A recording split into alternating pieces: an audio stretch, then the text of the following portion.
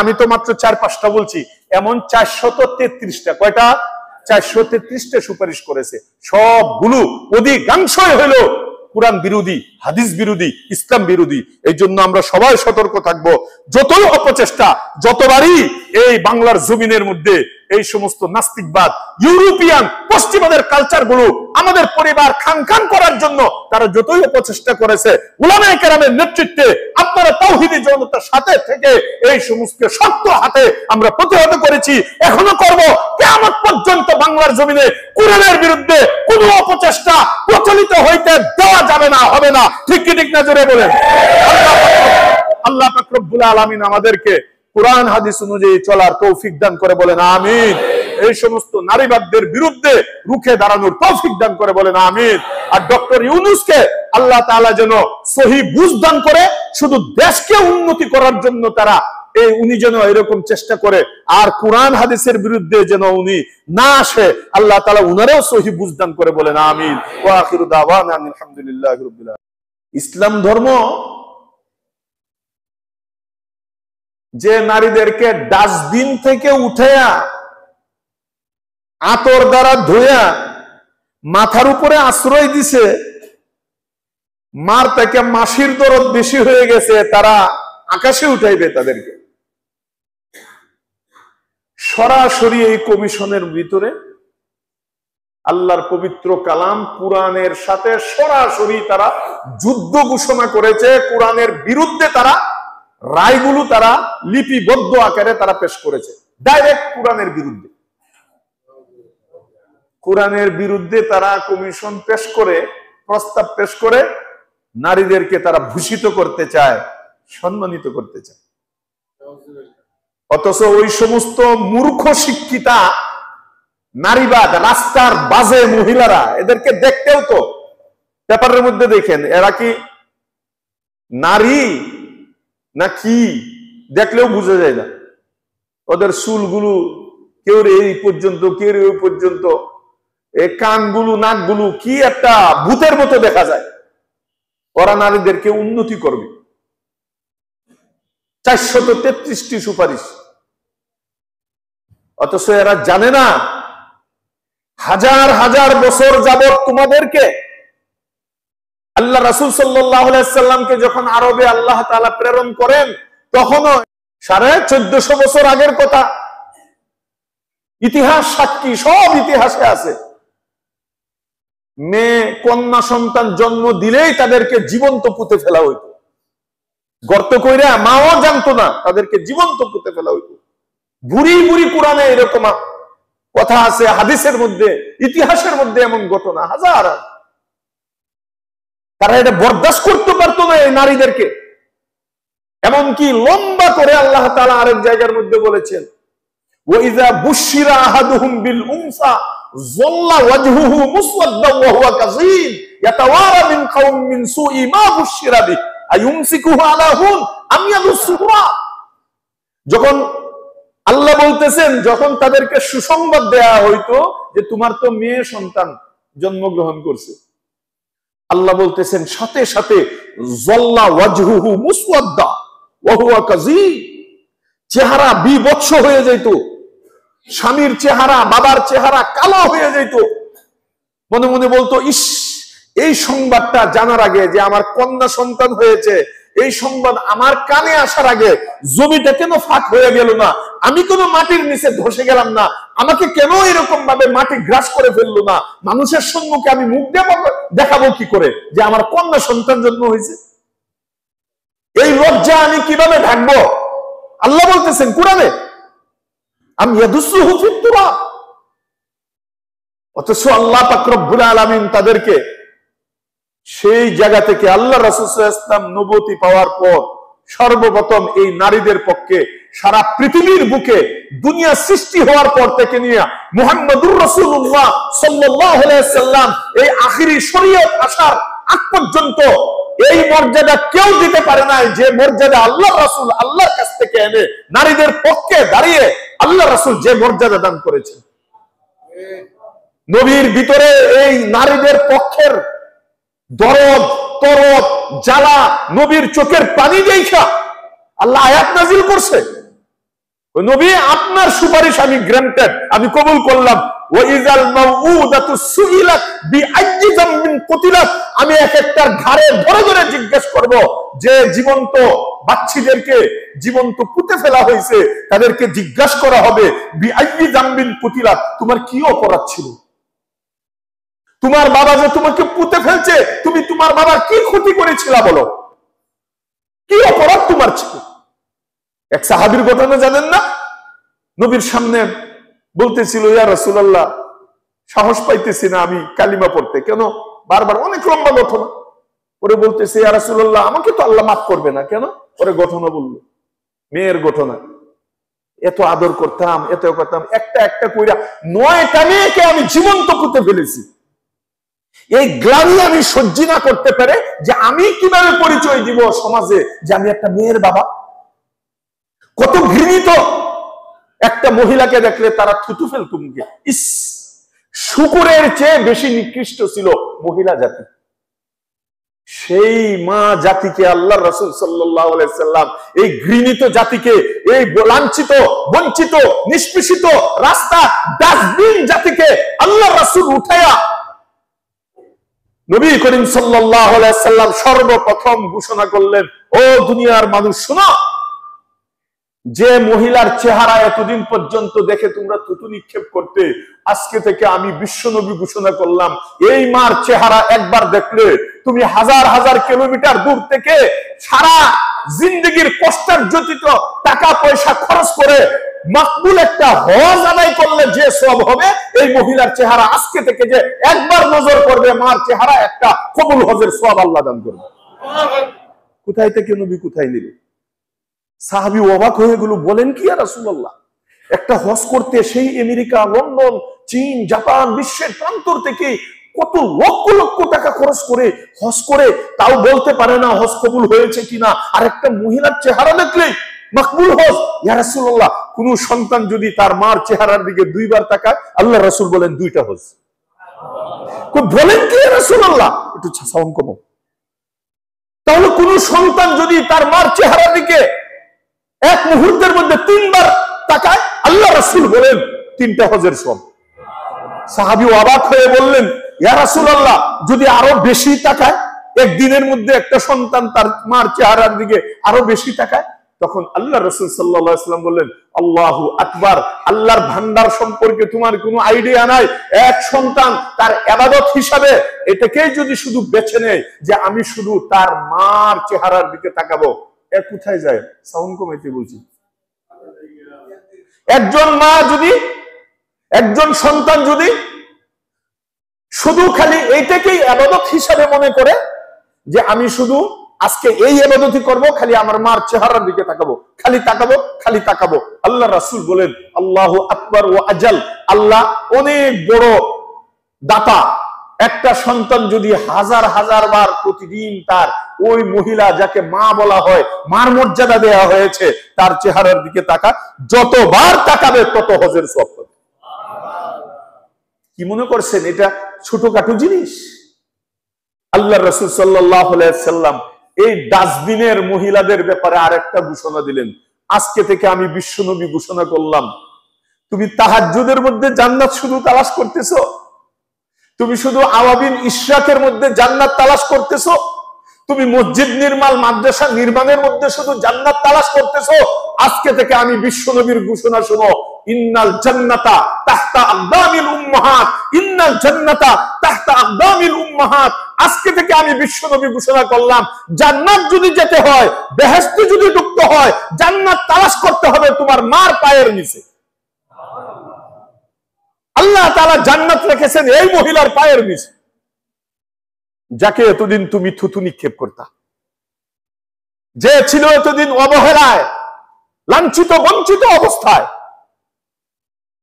ও নারীবাদ মহিলা, তোমাদেরকে আমি ভিডিওর মাধ্যমে বলতে চাই, একটু যদি তোমার গিলু থাকে, তোমরা নিজেদেরকে শিক্ষিত মনে করো। ইসলাম আসার আগে আবু জাহেলকে মক্কাবাসী বলতো আবুল হাকাম, আবু জাহেল বলতো না, কি বলতো ভাই? সবাই বলেন না কেন? আবুল হাকাম অর্থ কি জানেন? জ্ঞানীর বাবা, বুদ্ধিজীবী যাকে বলা হয়। কি জীবী? আরে ভাই বলেন, কি জীবী? আবুল হাকাম মানে বুদ্ধিজীবী, জ্ঞানীর বাবা, কিন্তু তার ভিতরে ইসলামের অনুশাসন, ইসলামের জ্ঞান না থাকার কারণে আল্লাহ কর্তৃক সারা দুনিয়ার মধ্যে তার নাম হয়ে গেছে আবু জাহাল, মূর্খের বাবা।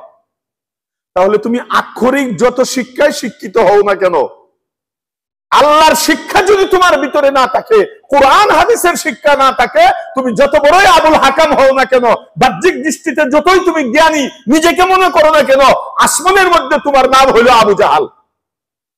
এই আবু জাহাল মার্কা নারীবাদীরা, আক্ষরিক শিক্ষায় শুধু নারীবাদীরা, তাদেরকে বলতে চাই, তুমি কি আক্ষরিকভাবে ইতিহাস পড়ো নাই? তোমাদের অতীত ইতিহাস দেখো। অন্য ধর্মের মধ্যে তোমাদের মর্যাদা, হিন্দু ধর্মের মধ্যে এখনো রামায়ণের মধ্যে, রামের মধ্যে, গীতার মধ্যে, মহাভারতের মধ্যে, বেদের মধ্যে, প্রত্যেকটা তাদের হিন্দুদের সংবিধানের মধ্যে মহিলাদের মর্যাদা সম্পর্কে এখনো লেখা আছে। কি লেখা আছে?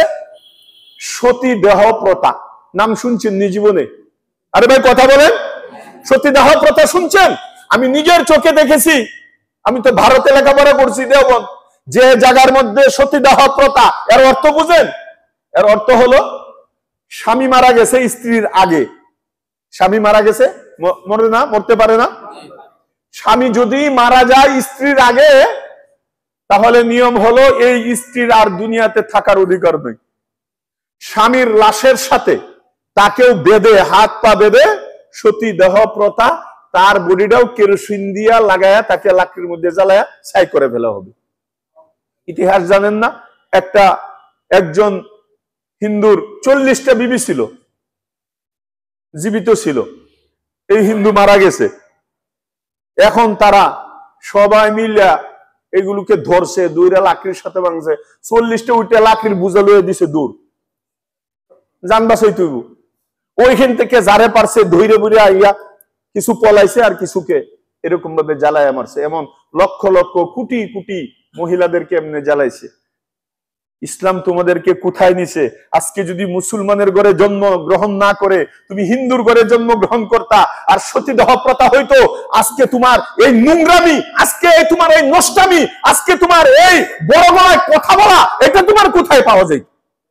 ইসলাম তোমাকে এই মর্যাদা দান করেছে। তুমি শিক্ষিতা মনে করতেছ? মূর্খের দল কোথাকার। তো ওরা এই 433টি তাদের প্রস্তাবের মধ্যে কুরআনের একদম সরাসরি সাংঘর্ষিক প্রস্তাবগুলোর মধ্যে অনেক প্রস্তাব তারা পেশ করছে। আমি সংক্ষেপে আগে বলতেছি, পরে সময় পেলে বিস্তারিত বলবো।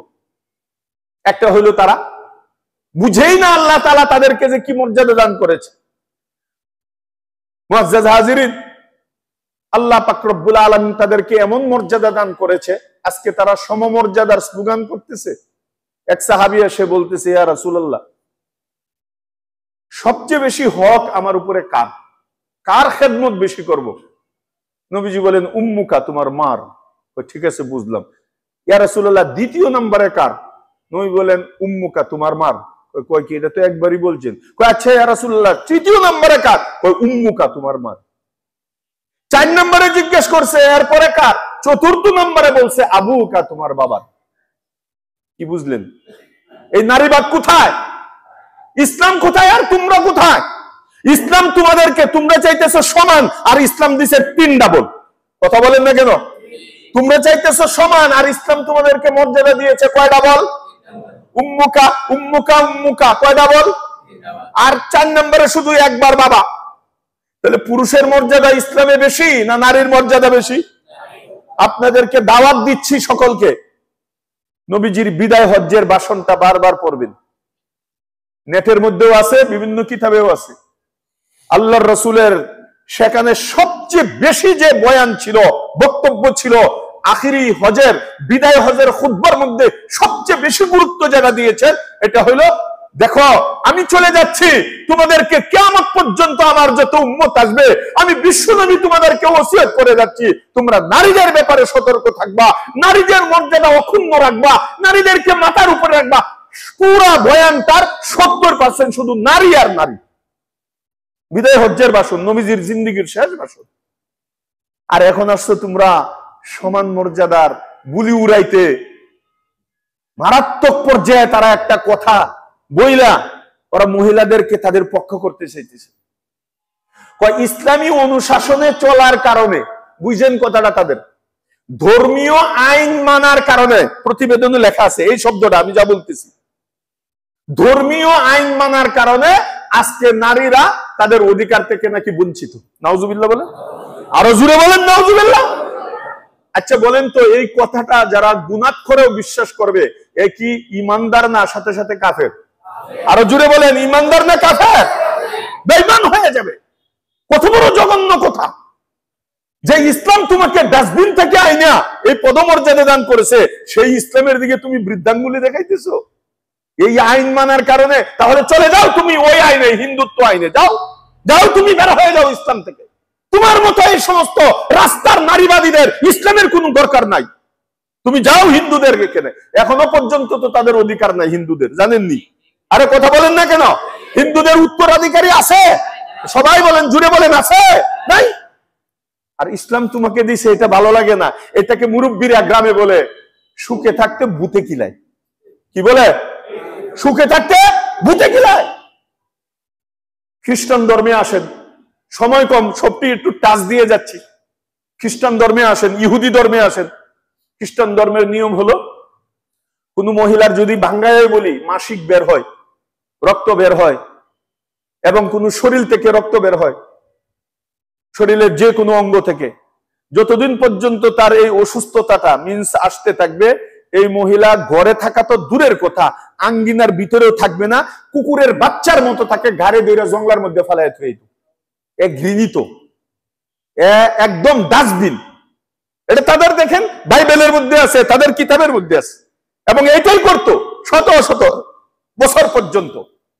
আজকে তোমাকে মার মর্যাদা দেওয়া হয়েছে, তুমি স্বামীর সাথে এক বিছানায় থাকতেছো, তোমার খেদমত করা হচ্ছে, এটা তোমার ভালো লাগে না, সুখে থাকতে ভূতে কিলায়।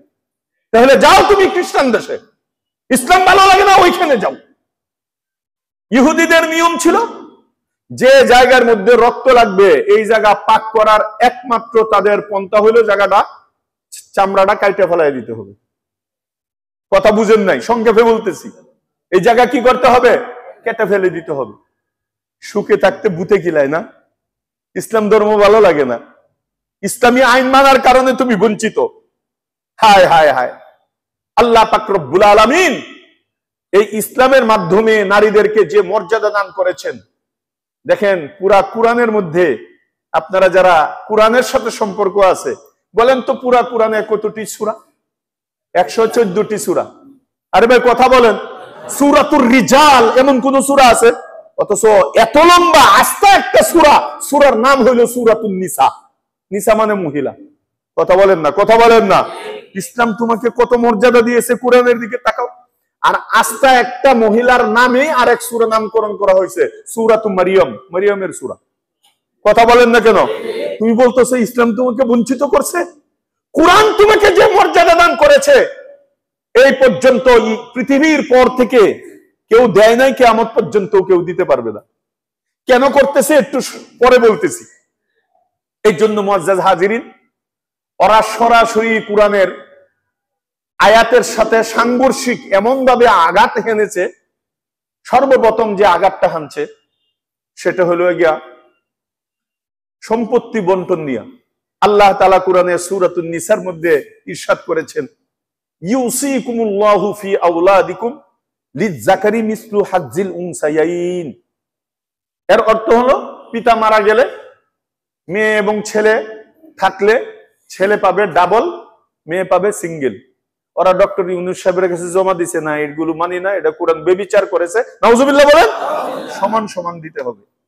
হায় হায়, সব জায়গায় সমান সমান, সব জায়গায় সমান সমান। তোমার নামই তো নারী আর ওদের নাম পুরুষ। আল্লাহ তাআলা গঠনমূলকই তো এখানে বেশ কম করে তৈরি করছে। আমাদের দাড়ি হয়, তোমার দাড়ি কই? কথা বলেন না কেন? আমাদের মুছ আছে, তোমার মুছ কই? আমাদের যে শক্তি, তোমার সেই শক্তি কই? যে কোনো একটা পুরুষের সাথে তুমি কোন দিক দিয়ে পারবা? একটা পুরুষ 18 ঘন্টা কাজ করতে পারে, তুমি তো হাফায়া সিটিয়ে পড়ে থাকো। কথা বলেন না কেন?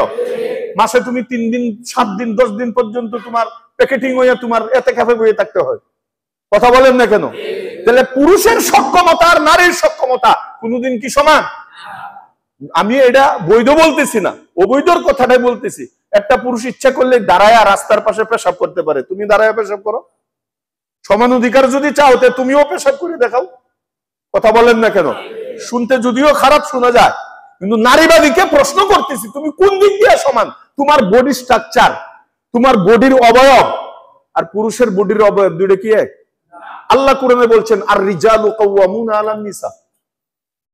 আল্লাহ পাক রব্বুল আলামিন পুরুষদেরকে শক্তিশালী করেছেন, অভিভাবকত্ব দান করেছেন পুরুষদেরকে, আর তারা তাদের অধীনে থাকবে। এটা আল্লাহ তাআলার নিজাম, আল্লাহর সিস্টেম। এখন তুমি চাইতেছো এখানে সমান, কয় না এটা আমরা মানতে পারি না, কোরআনের এই বিধান। আসলে এদের একজন বস আছে। এই কথা আমি ছোটকালে শুনছিলাম, আর আমি তখন বুঝি না, মিজানপুরে তখন আন্দোলন করছিলাম। ওদের মূল এই ফেতনাবাজদের, তাদের ফেতনার শয়তানের দাদি হইল তাসলিমা নাসরিন। কে? এই কথা সর্বপ্রথম বাংলাদেশের মধ্যে এটা উঠাইছিল মুরব্বীদের, মনে থাকার কথা, মনে আছে না নাই? তখন মুফতি আমিন ইসাদ মানিক মিয়া এভিনিউতে লং মার্চের ডাক দিছিলেন, পরে তাকে জারু ফিটাইয়া তাসলিমাকে এই দেশ থেকে বিতাড়িত করছে। এখনো পর্যন্ত বটারের এই দিক দিয়ে কদমও ফালতে পারে না, এখনো আসলে তাকে খবর আছে। কথা বলেন না কেন? মানুষ নামাজ না পড়তে পারে, রোজা না রাখতে পারে শয়তানের দুখায়, কিন্তু কোরআনের বিরুদ্ধে, হাদিসের বিরুদ্ধে, আমাদের হৃদয়ের স্পন্দন বিশ্ব নবীর কোন কালামের বিরুদ্ধে কোন নাস্তিকবাদ, কোন নারীবাদ কথা বলবে, তাওহীদি জনতা এই রাষ্ট্রের মধ্যে মানবে না কখনো। এটা হলো এই মাটি উর্বর মাটি, তাওহীদি জনতার জন্য উর্বর মাটি। কারণ এই বাংলার মাটিতে টেকনাফ থেকে তেতুলিয়া পর্যন্ত এটা খালি মাটি না, এই মাটির ভিতরে শুয়ে আছে 360 জন আউলিয়া কেরামের লাশ। এই মাটির ভিতরে আছে হাফিজ হুজুর, এই বাংলার মাটিতে আছে মুফতি আমিন সাহেব রহমতুল্লাহ আলাইহি, শাইখুল হাদিস সাহেব, মুফতি, এরকম ভাবে বড় বড় আল্লামা আনোয়ার শাহ কাশ্মীরি রহমতুল্লাহ আলাইহির শাগিরদান, বড় বড় বুজুর্গানে দ্বীন, চরমুনায়ের পীর সাহেবরা, উজানির পীর সাহেবরা, এরকম ভাবে হাজী শরীয়তুল্লাহ রহমতুল্লাহ আলাইহি, যাদের মাধ্যমে ফারায়াজি আন্দোলনের মাধ্যমে এই দেশের মধ্যে দ্বীন এসেছে, ইসলাম এসেছে, ওদের লাশ এই দেশের মধ্যে শুয়ে আছে। তুমি ইচ্ছা করলেই এখানে একটা বলবা আর তৌহিদি জনতা মেনে নিবে, এটা তুমি শুধু কল্পনাই তোমার হবে, এটা বাস্তবায়ন কোনোদিন হবে না। ঠিক কি ঠিক না বলেন? তো ওরা বলতেছে সমান অধিকার দিতে হবে। আচ্ছা বলেন তো, এটা যৌক্তিক ভাবেও এটা বেআইনি, আর আইনি ভাবেও এটা বেআইনি, সামাজিক ভাবেও বেআইনি। কেমনে একটু বললে বুঝবেন। শুনতে তো খুব মুখরোচক, ভালোই শোনা যায়। হ্যাঁ, সমানিত দেওয়ার দরকার। কারণ ওদের যুক্তি হইল, ছেলেটা যে বাবার সন্তান, মেয়েটাও তো সেই বাবার সন্তান। তাহলে বাবা মারা গেলে ছেলেকে তুমি ডাবল দিবা, মেয়েকে তুমি অর্ধেক দিবা, এই বেবিচার কেন, অন্যায় কেন? তাদের যুক্তি শুনতে তো সবাই কাইতে হয়ে যাবো, কথা তো হাসলো। অথচ একটু ডিপে ইসলামের গভীরে চিন্তা করে না যে আল্লাহ পাক রব্বুল আলামিন এই ছেলেটাকে ডাবল দিয়া তার মাথার উপরে যে জিম্মাদারি দান করেছেন, এর শতভাগের 1 ভাগও সিঙ্গেল দিয়া এই মহিলার উপরে এই জিম্মাদারি একটুও দান করেন। দেখেন, একটা ছেলে কথার কথা 10 লাখ টাকা পাইলো বাবার সম্পত্তি থেকে, আর অর্ধেক হিসাবে মেয়ে পাইলো 5 লাখ, কথার কথা আর কি। এখন এই ছেলেটার জিম্মাদারিকে, বাবা মারা যাওয়ার পরে মা যদি থাকে, এই টাকা থেকে মাকে লালন পালন করা তার জিম্মাদারি কিনা? বলেন সবাই, বলেন ঠিক কি ঠিক না? যদি 2-4 জন ভাই বোন থাকে, তাদের লালন পালন এই টাকা থেকে ছেলের জিম্মাদারি কিনা? বলেন না কেন? আর যদি তার এরকম ভাবে ঘরের মধ্যে যারাই থাকে, যুবতী অথবা ছোট ভাই বোন, তাদের বিবাহ শাদী সবকিছু এই টাকা থেকে বড় ভাইয়ের জিম্মাদারিতে আছে কিনা? বলেন। যদি ছোট্ট ভাইরা লেখাপড়া করে, তারা স্কুলে যায়, মাদ্রাসা যায়, কলেজে পড়ে, তাহলে এই ভাইয়ের উপরে বর্তায় কিনা এই টাকা থেকে তাদের লালন পালন করা? এরপরে কিছুদিন পরে এই ছেলেও যখন নাকি বালেগ হবে, এর প্রাপ্ত বয়স্ক হবে, তারও বিবাহের যখন সময় হবে, এই টাকা থেকেই তার বিবাহের এরকম আয়োজন করা তার উপরে ফরজ কিনা? আরে ভাই কথা বলেন না কেন? এরপরে বিবাহের মধ্যে মোহরানা এই টাকা থেকেই তার বিবিকে দেওয়া, এটা তার উপরে ফরজ কিনা? বলেন না কেন? ঘরের মধ্যে যে তার মা আছে, মার অসুখ অসুবিধা, কাপড় চুপড়, তার মানে সবকিছু জিম্মাদারি এই ছেলের উপরে আছে কিনা? পাইছিল তো 10 লাখ, কিন্তু তার ছোট ভাই বোন, তাদের লেখাপড়া, তাদের কাপড় চোপড়, তাদের চিকিৎসা, মার সেবা, মার ভরণ পোষণ, মার খানা দানা, এরপরে কিছুদিন পরে তার বিবাহ, বিবাহের মোহর, বিবাহের আয়োজন, এরপরে স্ত্রীকে ডেলি তার খানা খরচ, টাকা পয়সা, এরপরে তার কাপড় চোপড় সবকিছু, এরপরে শ্বশুর বাড়ির মেহমান ডেলি আসতেছে যাইতেছে, মামুর বাড়ির মেহমান আসতেছে, আত্মীয় স্বজন আসতেছে, বন্ধু বান্ধব আসতেছে, সবকিছু জিম্মাদারি এই 10 লাখ টাকা যে ডাবল পেয়েছিল এই ছেলের উপরে কিনা। আচ্ছা, আর মেয়েটা যে 5 লাখ টাকা পাইল, বলেন এই 5 লাখ টাকা থেকে 5 পয়সাও মার পিছনে ব্যয় করার কোন বিধান শরীয়তে আছে? কথা বলেন, কথা বলেন, সবাই বলেন। মেয়েটা যে 5 লাখ টাকা পাইলো, এখান থেকে 5 টাকাও ছোট ভাই বোন, মার চিকিৎসা, কাপড় চোপড়, সাংসারিক, এরপরে ভাইয়ে যে বিবাহ করছে, ভাইয়ের মোহরানা, এরপরে অনুষ্ঠান, ভাবির জন্য কাপড় চোপড়, ভাবির জন্য প্রসাদনী, কোনটার মধ্যে এই বোনের 5 লাখ টাকা থেকে 5 টাকাও খরচ করার ইসলামের শরীয়তের বিধান অনুযায়ী কোন উসুল আছে কিনা, নিয়ম আছে নি? 1 টাকাও নেই। আচ্ছা, এই মেয়েটা যে 5 লাখ পাইলো, কিছুদিন পরে তার বিবাহের অনুষ্ঠান, আত্মীয় স্বজন আইতেছে, দেখা দেখি চলতেছে, গায়ে হলুদ চলতেছে, এই যে হাজার হাজার লক্ষ লক্ষ টাকা খরচ, এইখানেও শরীয়তে নিজের কিন্তু বিয়ে হইতেছে, বিয়েটা নিজের, কিন্তু শরীয়তে আপনারা জানা থাকলে বলেন, শরীয়তে তার 5 লাখ টাকা থেকে তার জন্য 5 টাকাও খরচ করার বিধান আছে কিনা? খরচটা কে করবে? বড় ভাই, কথা কি বুঝতেছেন নাকি? এরপরে তার বিবাহ অনুষ্ঠান, বিবাহের মধ্যে শত শত মানুষ খাওয়ানো, গরু জব করা, আয়োজন করা, কমিউনিটি সেন্টার করা, এরপরে জামাইকে দেওয়া, হুন্ডা দেওয়া, যেটা আমাদের দেশে দেয়, যৌতুক দেখ বা না দেখ, যাই করা, আদার্স খরচ সবকিছু কার উপরে? বড় ভাইয়ের উপরে। পাইছিল 10 লাখ টাকা, এখন ঋণ হয়েছে আরো 15 লাখ টাকা। কথা বলেন না কেন? পাইছিল বাবার কাছ থেকে 10 লাখ টাকা, ঋণ হয়েছে কত? আরো 15 লাখ টাকা। আর ওই বুনি যে সিঙ্গেল পাইছিল 5 লাখ, এটা আরো জমা করে রাখার কারণে মাসে আরো 1,500 টাকা বাড়ে। কথা বলে না গেল? প্রত্যেক মাসে 1,500-2,000 টাকা বাড়তেছে। কয়েকদিন পরে দেখে তার 5.5 লাখ, এরপরে দেখে 6 লাখ, এরপরে দেখে 6.5 লাখ, ওর বাড়তেছে। আর যে 10 লাখ ডাবল পাইছিল, কমছে তো কমছে, আমও গেছে, সালাও গেছে, এখন ভাই ঋণের উপরে আছে, চুল পাকা শুরু হয়েছে। কথা বলে না, কথা বলে না।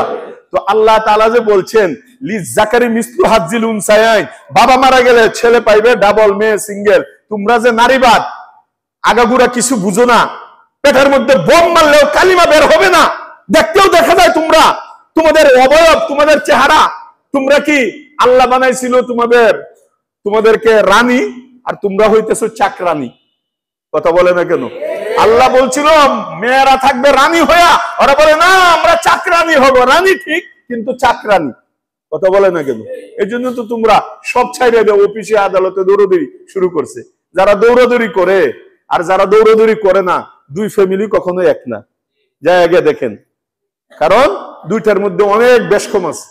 এরপরে আসেন, এই মেয়ে বিবাহ শাদী হইল, আল্লাহ না করুক স্বামী মারা গেল।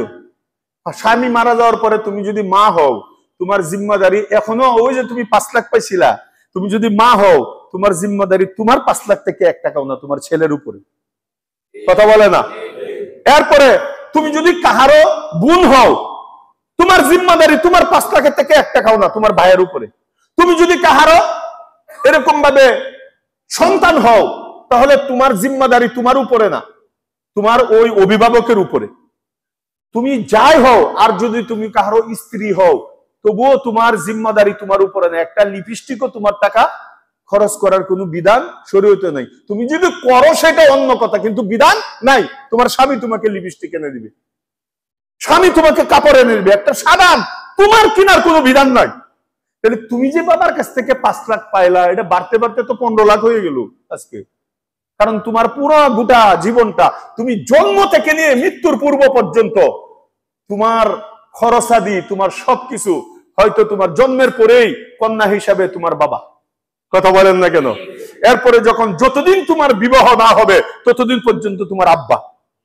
এরপরে যখন বিবাহ হয়ে যাবে, আর তোমার আব্বার জিম্মাদারি না, তোমার স্বামী। স্বামী যখন না থাকবে, বড় ছেলে থাকলে ছেলে, এখন বলতে পারেন হুজুর ছেলে নাই, কি করবে? আবার বাবা।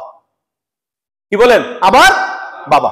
তাহলে তোমার লাইফে জন্মদিন থেকে মৃত্যুর আগ পর্যন্ত তোমার 1 টাকা খরচ করার বিধান নাই। তাহলে বুঝে থাকলে বলেন, ছেলে ডাবল পাইয়া বেশি পাইলো না মেয়ে সিঙ্গেল পাইয়া বেশি পাইলো?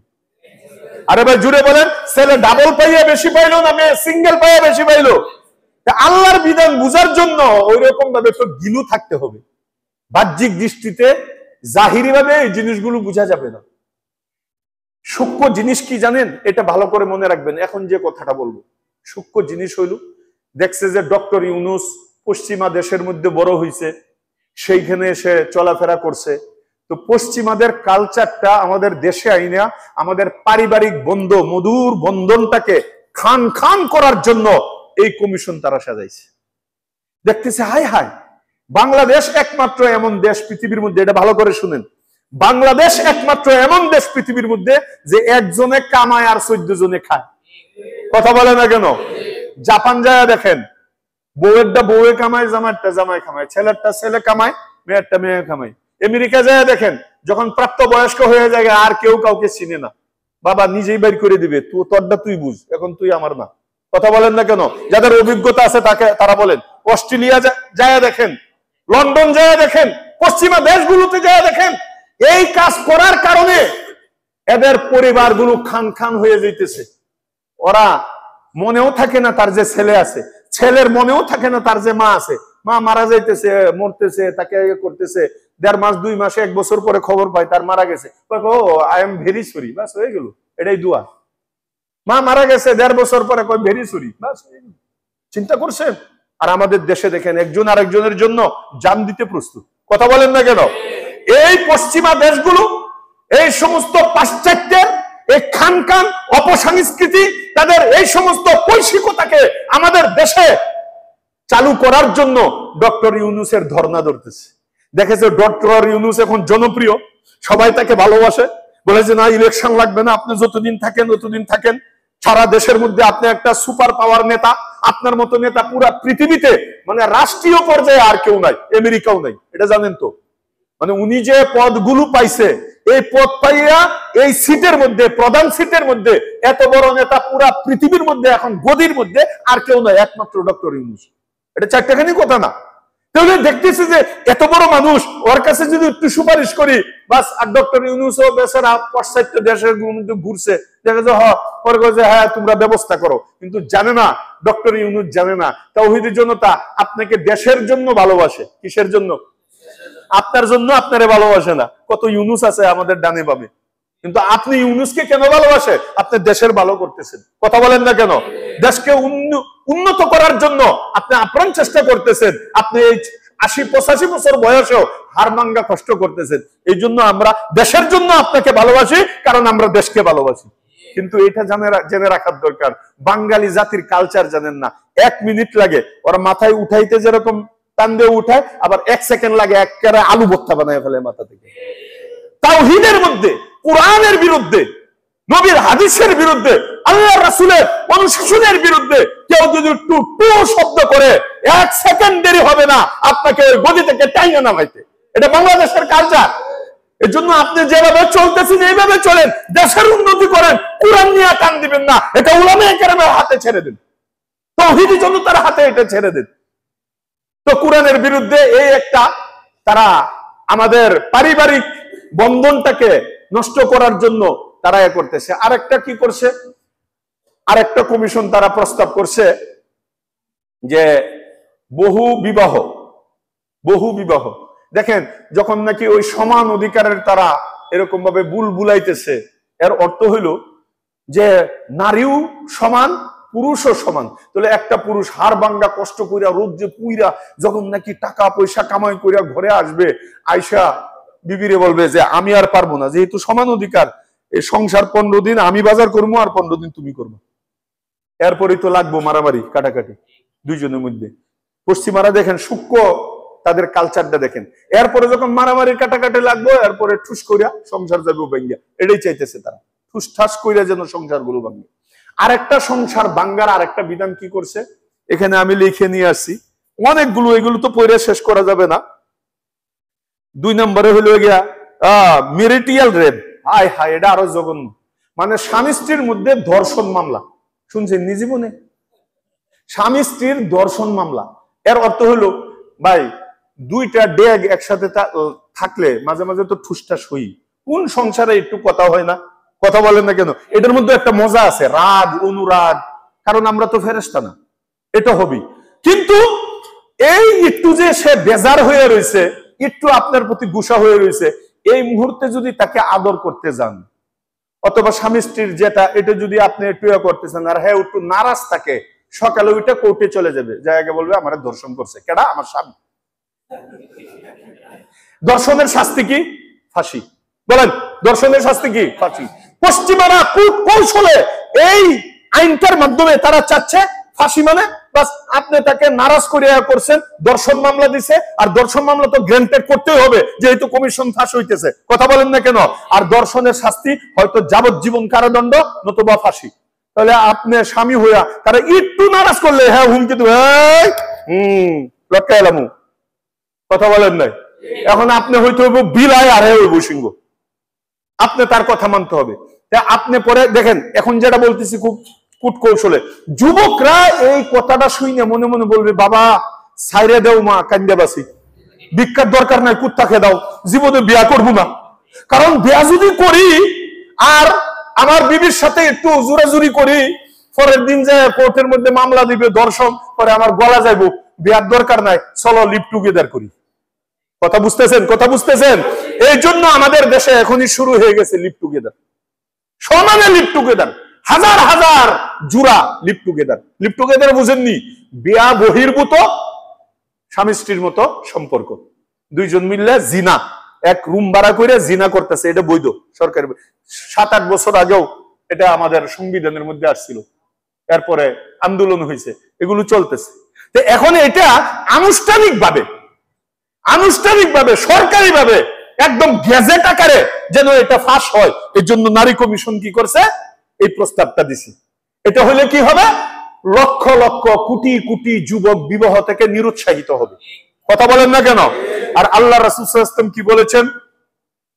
ওমান রাগিবা আন সুন্নতি ফালাইসা মিন্নি, আন নিকাহু মিন সুন্নতি, বিবাহ করা এটা আমি নবীর সুন্নত, যে এই সুন্নতকে বর্জন করবে সে আমার উম্মত না। তাহলে আপনি দুইটা কাজ করলেন, একটা হলো জিনার বাজার গরম করলেন, আর একটা হলো নবীর উম্মত থেকে নাম কাইটা দিলেন, আপনি নবীর উম্মত না। হয়তো আপনার নাম আব্দুর রহমান থাকবে, আব্দুল খালেক থাকবে, কিন্তু নবী বলছে যতই তোমার নাম ইসলামিক নাম থাকুক, তোমার আব্বা আব্দুল খালেক, তুমি আব্দুর রহমান, কিন্তু লিস্টি থেকে তোমার নাম কাটা, তুমি আমার শাফায়াত পাইবে না, কালিমা পড়লে তুমি কবরে যাইতে পারবে না। শুধু এই বিবাহ বহির্ভূত সম্পর্ক কইরা আর বিবাহকে তুমি গেলেট করার কারণে, ঘৃণা করার কারণে, বিবাহকে বর্জন করার কারণে, দেখছেন কূট কৌশল কোথায়?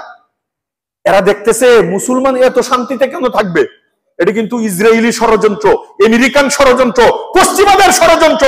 এই নারীবাদ, এই জঘন্যতম এই সমস্ত রাস্তার মহিলাদের দ্বারা ডক্টর ইউনূসের কাছে এইগুলোকে প্রস্তাব দিয়া পাশ করে আমাদের দেশটাকে এরকম ভাবে লানত করার জন্য, আমাদের দেশটাকে এরকম ভাবে পাপের রাজ্য বানানোর জন্য তারা খুব কৌশল ভাবে এরকম ভাবে ষড়যন্ত্র করতেছে।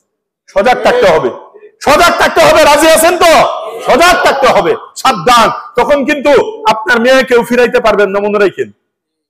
যখন পাশ হয়ে যাবে আপনার মেয়ে আপনারা বিদ্যাঙ্গুলি দেখাইবে। আমেরিকা লন্ডনে যদি ছোট বাচ্চাকেও আপনি শাসন করেন, 999 কল করে আয়সা আপনাকে গ্রেফতার করে নিয়ে যাবে। অস্ট্রেলিয়া অন্যান্য পশ্চিমা রাষ্ট্রের মধ্যে শাসন করার কোনো ক্ষমতা নাই। এই আইনটা যদি পাশ হয়, আপনার 5-এ পড়ইয়া মেয়েটা, 6-এ পড়ইয়া ছেলেটা আপনার সামনে জিনা করবে, গার্লফ্রেন্ড বয়ফ্রেন্ড দিয়ে আপনার সামনে রুমের মধ্যে জিনা করবে, আপনার বলার কোনো অধিকার নাই। যা চলছে ওই সমস্ত রাস্তায়, কুত্তার কুট্টুনির থেকে আরো বেশি খারাপ। এটা আমাদের দেশে প্রচলন ঘটানোর জন্য এই সমস্ত নারীবাদরা তারা উঠে পড়ে লেগেছে। কারণ একটা প্রজন্ম 8-10 বছর যদি জিনার বাজার বাংলাদেশে গরম হয়, পরে এদের গর্ভ থেকে যত বাচ্চা হবে সব তো হারামজাদা হবে। কথা বলেন না কেন? পুরা দেশ টেকনাফ থেকে তেতুলিয়া পরে হালাল জাদা না হারামজাদায় ভরে যাবে। তখন আর এই খতিব সাহেবের কথা কেউ শুনবে না, ইমামের কথা কেউ শুনবে না, বক্তাদের কথা কেউ শুনবে না, উলামায়ে কেরামের পিছনে কেউ ঘুরবে না, কালিমা পর্যন্ত পড়বে না। পরে তারা হাতের তালি দিবে আর শয়তান গাছের উপরে উঠে বলবে মেরা কাম শিরা লাগানো, আমার কাছ তো শুধু শিরা লাগাই দিছি একটু। কথা কি বুঝতেছেন? এই জন্য খুব সাবধান, সতর্ক। আর একটা তাদের মেরিটাল রেপ, আরেকটা হলো তালাক, তালাকের সমতা। তারা বলে পুরুষ যেরকম তালাকের মালিক, আমাদেরকেও কি দিতে হবে? তালাকের ক্ষমতা দিতে হবে। চিন্তা করছেন আল্লাহ তাআলা তালাকের ক্ষমতা কোরআনের মাধ্যমে কাকে দিয়েছেন? মহিলাকে না পুরুষকে? এটা কেন জানেন? মহিলাদের ধৈর্য কম, ঠুসঠাস করে রাগ হয়ে যায়, একটু মানে ভালো কাজে ওরা রাগ হয়, খারাপ কাজে ওরা রাগ হয়। এই 3টে পিস্তলের গুলি যদি মহিলার হাতে দেওয়া হইতো, ডেলি যে আপনারা কয়বার গুলি করে মারতো। পুরুষ তো দাঁতে কামড় দিয়ে সহ্য করে, ওয়াজ নসিহত শুনে জুমায় আসে, যে তারা আসতে পারে নাই, একটু ধৈর্য শক্তি আল্লাহ তাআলা তাদেরকে দিছে। এরপরেও আমাদের দেশে গিয়ে দেখেন কোর্টের মধ্যে যায় বেশিরভাগ পুরুষে তালাক দেয় না মহিলা তালাক দিতেছে, মহিলা তালাক। এখন যদি তাদের কমিশন অনুযায়ী তাদের হাতেই উঠে দেন তালাক, তাহলে বাংলাদেশ তালাকে একেবারে তালাকের মিছিল শুরু হবে। মাত্র কিছুদিনের মধ্যে সব তালাক প্রাপ্ত হয়ে যাবে। কথা বলেন না কেন?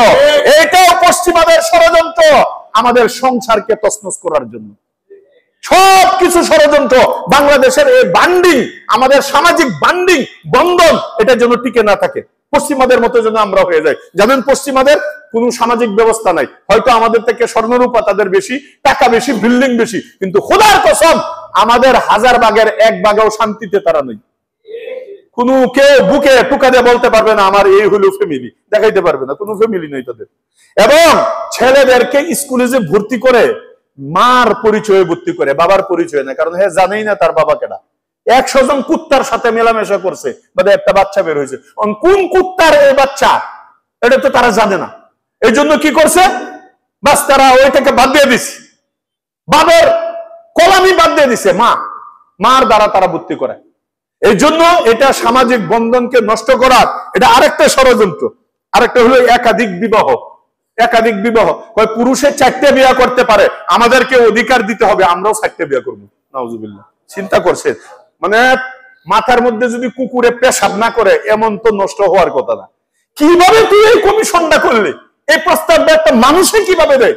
আরে মেয়ে, একটা মহিলাকে যদি 4 জনে বিয়া করে, এই 4 জন তার সাথে এরকম ভাবে মিলন করে, পরে একটা বাচ্চা আসে, এই বাচ্চাটা কোন ছেলে?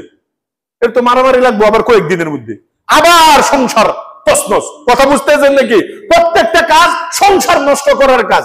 সংক্ষেপে 1 সেকেন্ড করে ছবি বলতেছি। আরেকটা হলো মহারানা।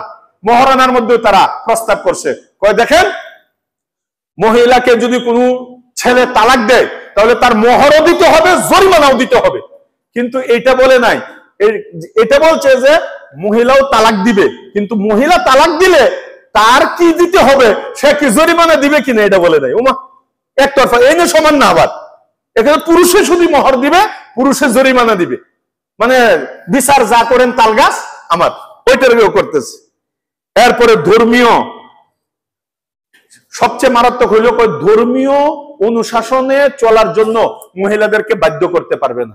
চিন্তা করছেন? আপনি বউরে বলতে পারবেন না নামাজ পড়ো, বউরে বলতে পারবেন না পর্দা করো, বউরে বলতে পারবেন না কোরআন পড়ো, বউরে বলতে পারবেন না ছেলেকে মক্তবে পাঠাও, ধর্মীয় কথাই বলা যাবে না। এটাও তার কমিশনের মধ্যে প্রস্তাব করছে। তাহলে আপনার বাচ্চাটি কি হবে কয়েকদিন পরে? লাস্টের কথা এবং সবচেয়ে জঘন্য কথা, লাস্টের কথা, সবচেয়ে মারাত্মক কথা, পুরো সমাজকে নষ্ট করার জন্য এই কথাটাই যথেষ্ট। সেটা হলো যত এই যে অবৈধ জিনাকারিনী মহিলা আছে, যৌনকর্মী আছে, ওদেরকে শ্রমিকের মর্যাদা দান করতে হবে, উনাদেরকে অফিসার বানাইতে হবে, যৌন অফিসার। শেষে কি হবে? যখন আপনাদের মেয়েরা ছেলেরা চাকরি না পাইবে, চাকরির তো স্থান আছেই, এনুকে অ্যাপ্লাই করবে, আমি যৌনকর্মী হতে চাই, আমাকে একটা চাকরি দেন। নাউজুবিল্লাহ বলেন না? হ্যাঁ, এটার অর্থ এটা। তখন মানুষ হাজার হাজার লক্ষ লক্ষ ওইখানে যায় কি করবে? যৌন করবে, কারণ এটা একটা চাকরি। তখন এই যে আজকে কি মেয়ে দিবস না, নাকি গতকালকে গেছে? গতকালকে গেছে। তখন তারাও কি করবে? স্লোগান দিবে, আমরাও কি আমাদের মর্যাদা চাই। এইগুলো এরকম ভাবে, আমি তো মাত্র 4-5টা বলছি, এমন 433টা, কয়টা? 433টা সুপারিশ করেছে। সবগুলো অধিকাংশই হলো কুরআন বিরোধী, হাদিস বিরোধী, ইসলাম বিরোধী। এই জন্য আমরা সবাই সতর্ক থাকবো। যতই অপচেষ্টা, যতবারই এই বাংলার জমিনের মধ্যে এই সমস্ত নাস্তিকবাদ, ইউরোপিয়ান পশ্চিমাদের কালচার গুলো আমাদের পরিবার খান খান করার জন্য তারা যতই অপচেষ্টা করেছে, উলামায়ে কেরামের নেতৃত্বে আপনারা তাওহীদি জনতার সাথে থেকে এই সমস্ত শক্ত হাতে আমরা প্রতিহত করেছি, এখনো করব। কিয়ামত পর্যন্ত বাংলার জমিনে কোরআনের বিরুদ্ধে কোনো অপচেষ্টা প্রচলিত হইতে দেওয়া যাবে না, হবে না। ঠিক কি ঠিক না, জোরে বলেন। আল্লাহ পাক রব্বুল আলামিন আমাদেরকে কোরআন হাদিস অনুযায়ী চলার তৌফিক দান করে, বলেন আমিন। এই সমস্ত নারীবাদদের বিরুদ্ধে রুখে দাঁড়ানোর তৌফিক দান করে, বলেন আমিন। আর ডক্টর ইউনূসকে আল্লাহ তাআলা যেন সহি বুঝ দান করে, শুধু দেশকে উন্নতি করার জন্য উনি যেন এরকম চেষ্টা করে, আর কোরআন হাদিসের বিরুদ্ধে যেন উনি না আসে, আল্লাহ তাআলা উনারও সহি বুঝ দান করে, বলেন আমিন। ওয়া আখিরু দাওয়ানা আলহামদুলিল্লাহি রাব্বিল আলামিন।